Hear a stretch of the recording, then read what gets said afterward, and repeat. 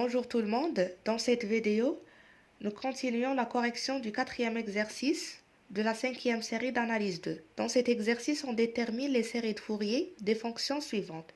Nous avons déjà déterminé dans la vidéo précédente les séries de Fourier pour la fonction f qui est égale f de x est égal à x.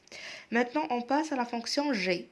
G, c'est une fonction de pi périodique définie par g de x est égal à 1 si x appartenant à 0 pi et c'est égal à moins 1 si le x appartenant à moins pi 0. On rappelle tout d'abord les notions de base pour déterminer les séries de Fourier et je rappelle que dans la vidéo précédente, j'ai rappelé les notions de base de la série de Fourier mais pour une fonction plus précisément de pi périodique. Maintenant, on va rappeler pour le cas général pour une fonction t périodique. La période de la fonction est t. On sait très bien que dans l'exercice c'est 2 pi, mais ça n'empêche pas de rappeler pour la situation générale t. Donc les coefficients de Fourier sont an qui est égal à 2 sur t, la période. L'intégrale, ici l'intégrale, ça dépend de t. C'est-à-dire, dans les bornes, lorsqu'on a a, b, lorsqu'on fait b moins a, on doit avoir la période t. Par exemple, on peut prendre l'intégrale de 0 à t, comme on peut prendre l'intégrale de moins t demi à t demi. Pourquoi? Parce que si je prends l'intégrale de 0 à t, ça veut dire lorsque je fais t moins 0, ça fait t. Donc c'est bon, j'ai la période de la fonction. Et si je prends moins t sur 2 et t sur 2, si je fais t sur 2 moins t sur 2, ça fait t sur 2 plus t sur 2, ça fait t. Donc on a bien la période t. Alors c'est l'intégrale de f de x fois le cosinus de 2pi x n sur t sur la période. Deuxième coefficient qui est en relation avec sinus, c'est égal à 2 sur t, l'intégrale toujours par rapport à la période de f de x sinus de 2pi x n sur t d de x. On peut déduire que a0 c'est égal à 1 sur t, l'intégrale par rapport à t de f de x d de x. Ici, on peut avoir une convention et avoir 2 sur t. On trouve dans quelques exercices, à la place de 1 sur t l'intégrale, on trouve 2 sur t fois l'intégrale. Et pour b0, c'est égal à 0. Maintenant, ou bien lorsqu'on détermine an, bn, on peut passer pour déterminer la série de Fourier.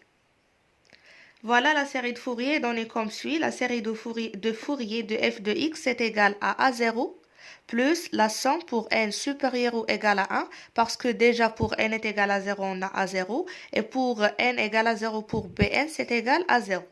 Multiplié par cosinus de 2pi nx sur t, plus bn fois sinus de 2pi nx sur t. Même si on a dans an cosinus et on a dans bn sinus, on multiplie une deuxième fois an par le cosinus et bn par sinus. Alors on passe maintenant pour résoudre l'exercice. Avant de calculer les coefficients de Fourier, il faut profiter de la parité de la fonction. C'est-à-dire il faut voir est-ce que la fonction que nous avons g est une fonction paire ou bien impaire, parce que ça va m'aider. Parce que si la fonction g est impaire, alors les coefficients en sinus sont nuls. C'est-à-dire quel que soit n, an est égal à 0.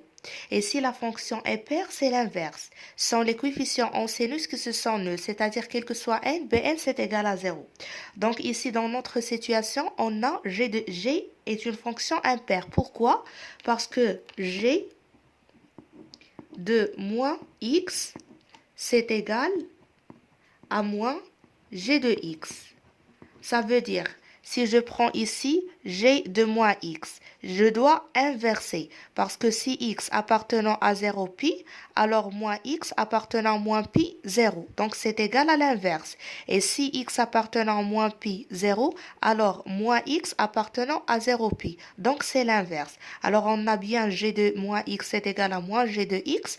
Donc la fonction est impaire. Comme elle est impaire, alors les coefficients en cosinus sont nuls. Les coefficients en cosinus, ce sont les an. Ça veut dire que quel que soit n, on a an, c'est égal à 0. Et par la suite, il suffit de calculer les coefficients en sinus. Les coefficients en sinus, ça veut dire calculer les bn. Par définition, on a Bn, c'est égal à 2 sur t, la période, l'intégrale moins t sur 2, t sur 2, f de x sinus 2pi nx sur t d de x. On a bien g de pi périodique, donc on remplace t par 2pi. Et ici, c'est dans notre situation, c'est g de x. La fonction, c'est g. Voilà.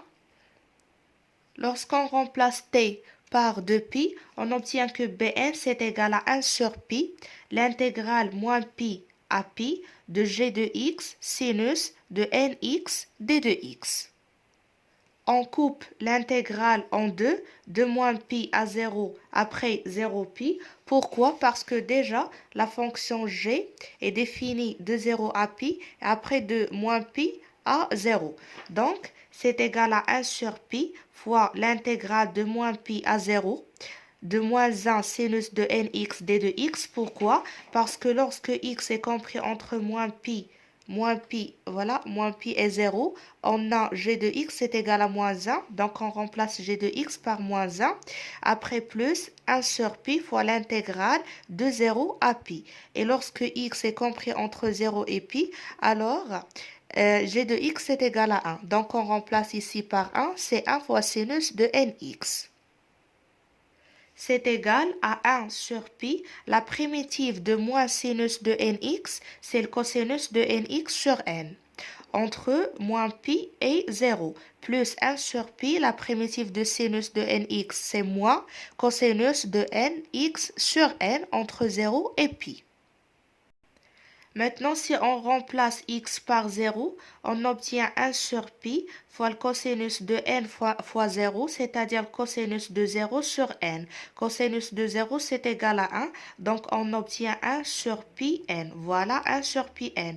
Moins 1 sur pi fois le cosinus de n, on remplace x par moins pi sur n. Voilà, c'est moins cosinus de, normalement c'est moins n pi sur pi n, mais on a bien le cosinus, c'est une fonction paire.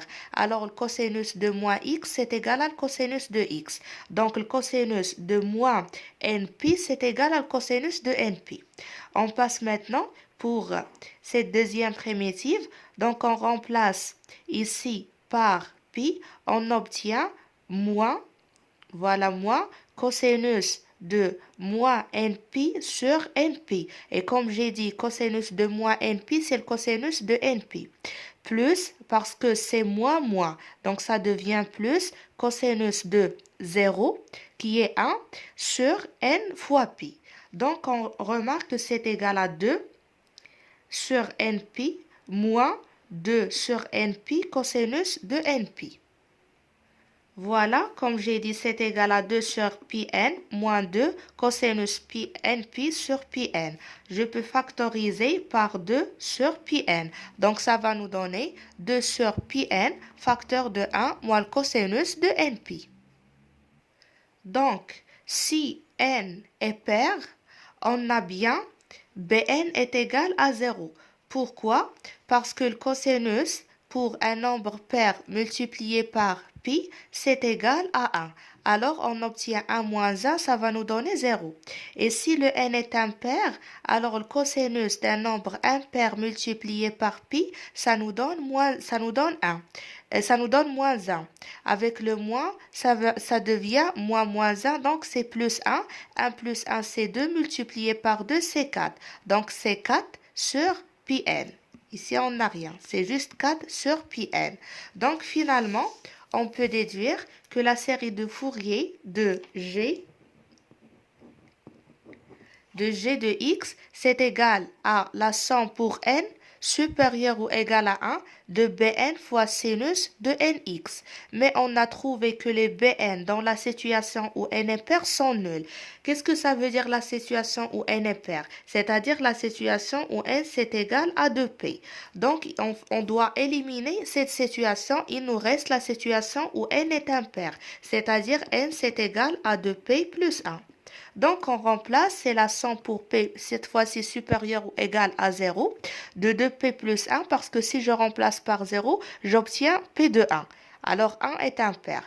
Donc, c'est B de 2p plus 1 fois sinus, je remplace n par 2p plus 1 fois x.